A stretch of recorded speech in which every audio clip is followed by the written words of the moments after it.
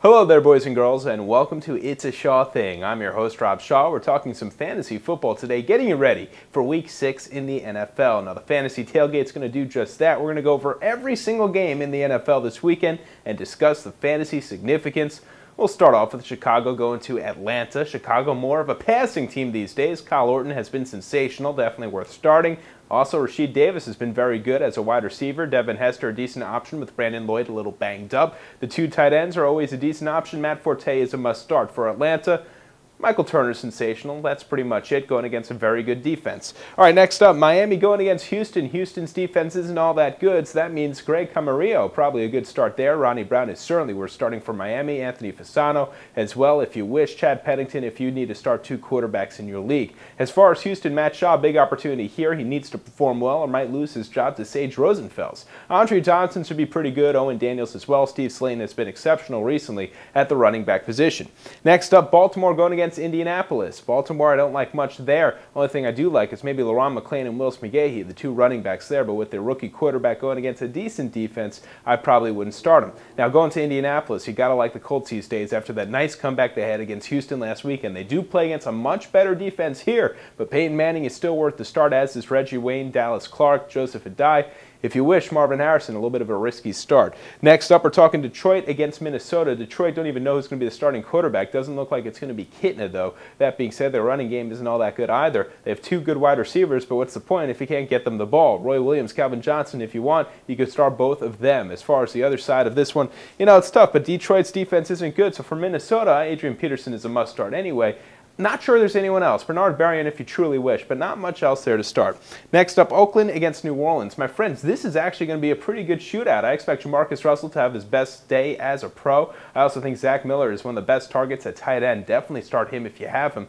Three backs is a crowd, so I wouldn't start any of the running game because Justin Fargas is expected to return in this one. As far as New Orleans, well, Drew Brees is a must-start, as is Reggie Bush. Deuce McAllister, if you wish, but that might be a little bit of a gamble. And as far as the receivers, Devery Henderson did all right, Bobby Meacham did all right, Lance Moore did all right. It seems like they all rotate, so a little bit of a risky start for all three of those options, but Drew Brees will certainly rack up nice numbers, no question about it.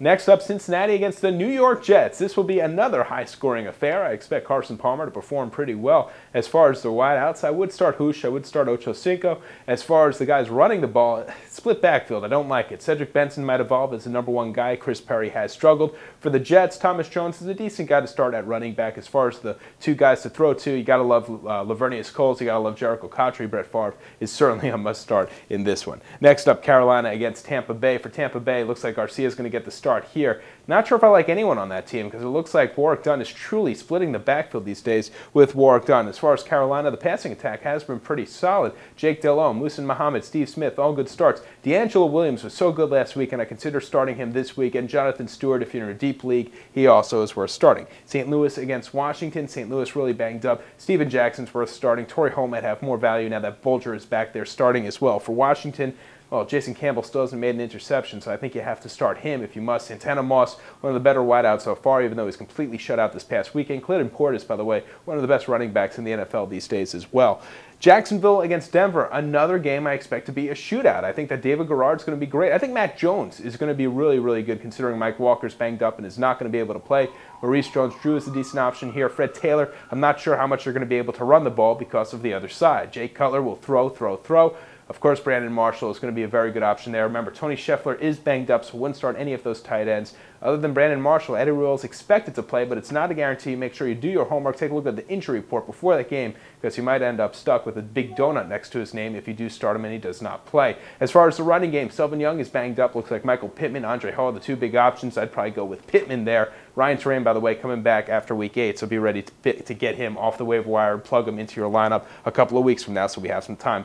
Another game I expect to be a shootout. Dallas going against Arizona. Remember, Dallas's defense isn't that good, particularly the secondary, so Kurt Warner should be just great. I think he's definitely a guy we're starting. Steve Breaston filling in for Anquan Bolden. Larry Fitzgerald, a good option. Edgerrin James, pleasantly surprised this year. He's been very good so far. For Dallas, the usual suspects. Felix Jones, by the way, is among those usual suspects. He's been so good so far. You have to like him with Marion Barber. Both of those guys were starting. Terrell Owens, yes. Jason Witten, of course. Tony Romo, yes. Patrick Creighton, a little bit of a risky there. Him and Miles Austin seem to be alternating on big performances. Next up, Philadelphia against San Francisco. Donovan McNabb's talking the talk. Is he going to walk the walk? I probably would start him as I would with Deshaun Jackson, so far one of the best rookies in the season so far. As far as the other options there, it all depends on the injury report. Corral Buckhalter and Brian Westbrook. If Westbrook's going to play, start him. Otherwise, Buckhalter is a must start there. As far as San Francisco, O'Sullivan's been throwing the ball pretty well as far as the touchdowns go. It does come with some interceptions, but kind of like Kurt Warner, sometimes the ends justify the means. So I would probably start O'Sullivan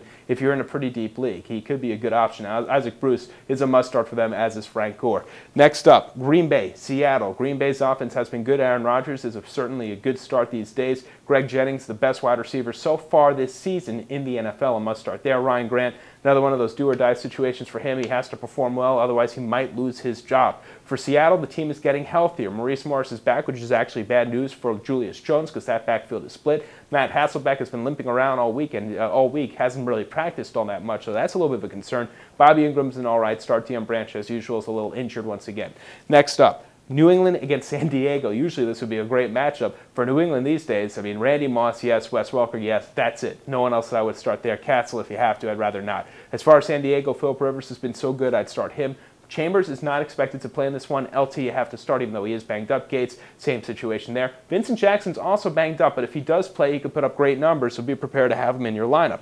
Finally, New York Giants against Cleveland, Monday Night Football. All the Giants deserve to start in this one, no question. Cleveland's defense is not all that good. On the other hand, I feel like they're starting Derek Anderson because they know the Giants' defense is going to be good. Maybe next weekend we'll be looking at Brady Quinn. In the meantime, Kellen Winslow Jr. has been banged up. Jamal Lewis is a tough matchup for him. It's a tough matchup for all of them. Only start them if you have to.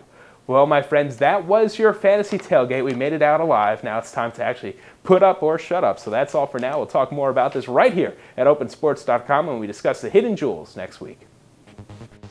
So you think you can tackle a pro? There's only one way to find out. Click on fantasy at opensports.com.